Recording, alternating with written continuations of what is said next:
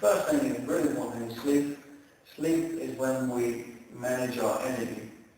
Our immune system is very active in this time, and it goes around, it mops up things, it mops up antigens around the body, things that are doing our breaking us down.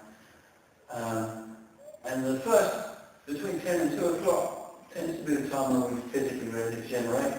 So 2 and 6 o'clock is when we need to regenerate our nervous system and our brain. So psychogenic regeneration. So getting as much as possible sleep between 10 p.m. and 6 a.m. is really important. And the very things you do if you struggle with getting to sleep, laying behind the knees, in the front, the elbows, in the neck, practicing yoga and deep breathing, turning all the lights off, winding down early in the evening, not working late. All these things will help you to get a good night's sleep. Again, manage energy in. Okay, so diet really important. So you've got to listen to your body. If you take a diet journal and just record over a week, 2 hours after a meal, how do you feel? Do you feel as though your energy is completely gone? Do you feel still hungry? Do you feel wired or tired? Or do you feel you have an even energy? Do you feel alert? Do you feel better? There's certain things that each person runs better on certain foods, depending on your genetic inheritance, depending on your current health status. The book by William Moffat called Metabolic Typing would be a good one to read. And also How to Eat Food and Be Healthy by Paul Check. For all of these points. Water, really important. We're made between 78% water. And if you're just 5% down, it makes a huge difference on brain function. Okay, so hydrating with things like egg and beta because they have a good mineral content is really, really important. Tap water is certainly not as good. It's got pharmaceuticals, it's got contraceptive pill in there, it's got pesticide runoff, it's recycled basically grey water from what we put out the other end. So good water, good diet, sleep.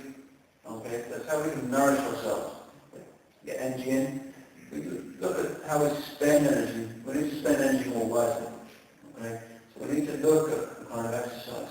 Exercise is good at the right time. If you're completely wiped out, you're not sleeping, your diet's not good, you don't feel good on it, you're not drinking enough water, and you're already stressed, you don't want to be working out at the end of the day, beating yourself to a pulp. You need more yoga type exercises, Tai Chi and Qigong, breathing. Just go outside and take a walk. And, if it's a nice evening, walk the dog.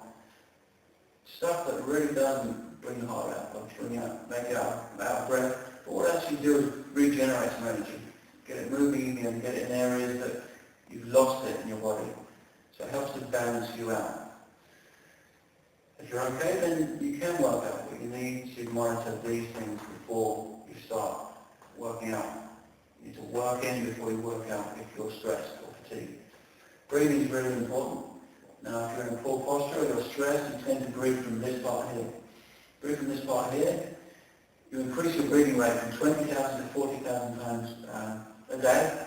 Also stress your neck and your shoulders. It has an effect on the acidity of your body. So you can't digest as well. Your tissues start to ache. Polymyalgia, and all these symptoms of aching. Breathing. Spending some time lying on your back. Just breathing from the abdomen. One hand on the chest, one hand on the tummy. Just breathing. Just breathing from this part here. Give this part a rest. It will help to balance the pH of your body. Give this area a rest, and your body will stop aching as much. And this one is really key. It's a big issue, but if you're out to work, like the example I gave earlier, what are you working for?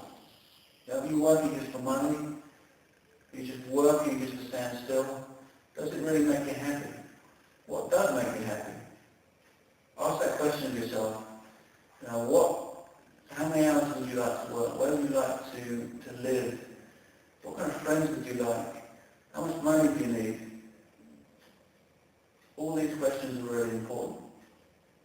You know, if you don't know what's making you happy, how do you know when you're going to be happy? We tend to get happiness from other people, from pleasing other people. But that comes at a cost, because it can be quite stressful, because we're mixed up inside and we don't know what makes us happy. So having a look at what makes you happy would be the final point. Okay, so to summarise, nourish yourself, sleep, diet and water, and spend your energy wisely with the right kind of exercise, breathe in and find out what makes you happy. This has been Damien Clements for DC Integrated Health. Look forward to speaking to you soon.